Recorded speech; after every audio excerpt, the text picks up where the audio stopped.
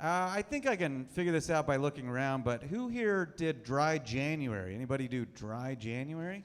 One person, two people. All right, well, good on you.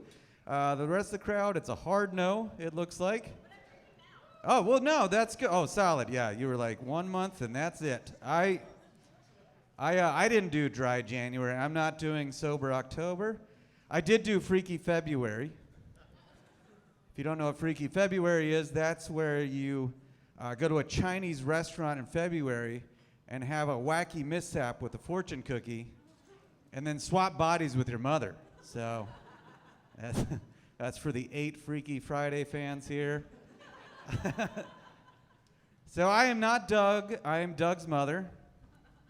So the rest of my set is just telling you guys about people that passed away that you don't know.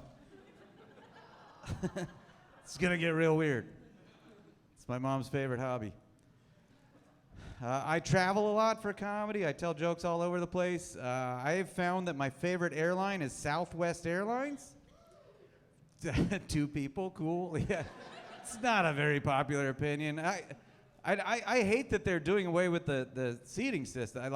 They usually have an open seating system.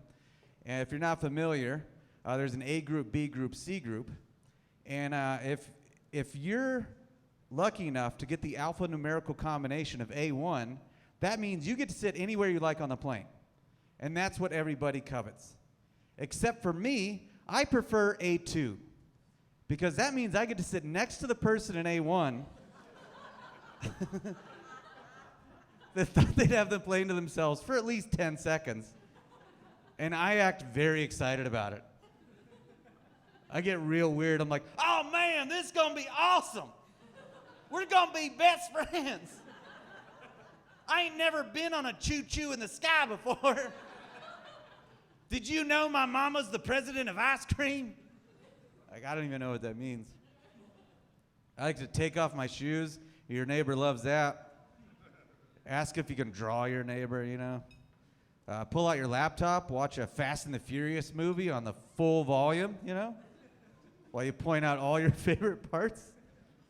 Or better yet, pull out your laptop and just stare at a blank screen and laugh hysterically for the entire flight. That is unnerving. And then right as the plane's about to touch down, you break character, you turn to your neighbor and you're like, can you believe I'm the air marshal? Yeah, it's a sweet gig. I have a gun. I love doing that. And if it's the air marshal, they can't say anything. It's great. I'm a big fan of the film Roadhouse. Anybody else? All right, a few of you. I'm not talking about the new one. You can't reboot perfection, guys. I'm talking about the 1989 classic starring Patrick Swayze in his prime. He plays a guy named Dalton who basically goes around ripping guys' throats out. That's the movie. If you haven't seen it, you've now seen it.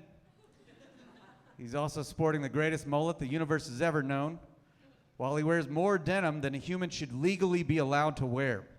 It's fantastic. It also features some of the best writing in cinematic history. I'll give you a great example. At the 10-minute, 19-second mark, I've seen it a lot, a woman walks up to the bar and orders a vodka rocks, and then a man walks up to her and says, hey there, vodka rocks, how's about you and me get nipple to nipple?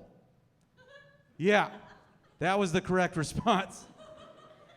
You heard that right. Hey there, vodka rocks, how's about you and me get nipple to nipple? That is in the movie. A guy went to film school to write that line. And then a professional actor delivered that line while executives in Los Angeles sat around a table, watched that line come out of that guy's mouth, and they're like, that stays in the movie. That's our Oscar moment. Now, my wife and I love this movie. We quote it all the time, particularly that line. So saying, hey there, vodka rocks, how's about you and me get nipple to nipple around our house? That's like saying good morning, or I love you, or sometimes exactly what it means. And a while back, my wife was taking a walk in our neighborhood. I happened to drive by her at the time. I do a U-turn, I pull up next to her, and I yell out the window, hey there, vodka rocks, how's about you and me get nipple to nipple? I say this to her so often, it doesn't even faze her. She just gets in the car, we drive off, carry on about our day. And a few hours later, she starts cracking up, and I'm like, what is so funny? And she was like, there were other people on the sidewalk when you yelled at me. And then I got in the car. They think that line worked on me. And I was like, that is awesome. And we're divorced. No. I love kids. I love how passionate kids are and how quickly they go through phases, you know? I mean, that's great. Like, you ask a little kid, like, hey, buddy, you still watching Paw Patrol? And they're like, no!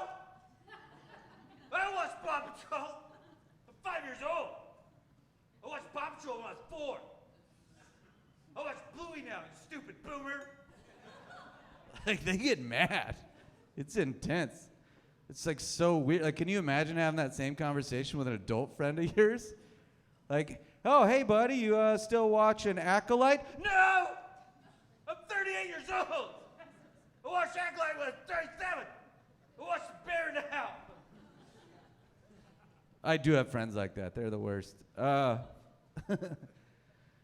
Let's talk about bad decisions. Here we go. I'll start it off. I am covered in a lot of garbage tattoos. I'll show you my best examples. I got the words "Accommodate Madness" tattooed on my arm.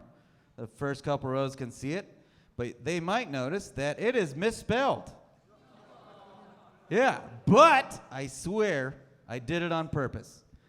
I'm a bit of a prankster. I thought it would be so funny if I got something misspelled on my body, and then strangers would have to awkwardly point it out, and then I would get fake upset and fake call the tattoo artist and have a whole argument. It was a very elaborate prank. But here's the deal. I've had this tattoo for 17 years. Not one person has corrected me. No one knows how to spell accommodate. Let's read more, guys. It could be spelled correctly. I don't even know. But everybody's favorite bad tattoo that I have, I'll share that with you now. Little backstory. I dated a woman named Allie. At one point, I got I Heart Allie tattooed on my chest. And then that relationship went real south. And so it used to say, this tattoo used to say I Heart Allie. So obviously I had to get a cover-up tattoo. And now it says I Heart Alligators. Yeah. Take it in, guys. And then, yeah, there's a little Lacoste alligator above. So now I just stock up on old polo shirts and just cut out a little hole. Now I got a Lacoste shirt. I'll end on this, and then we'll get the party started. I complimented a woman on her pants the other day. I was like, hey, I love your pants. And then she scanned me up and down as if to compliment something on my person. And then she just said, thank you. Screw you, lady. It's pretty easy to lie. In her defense, I was only wearing Crocs, so I get it.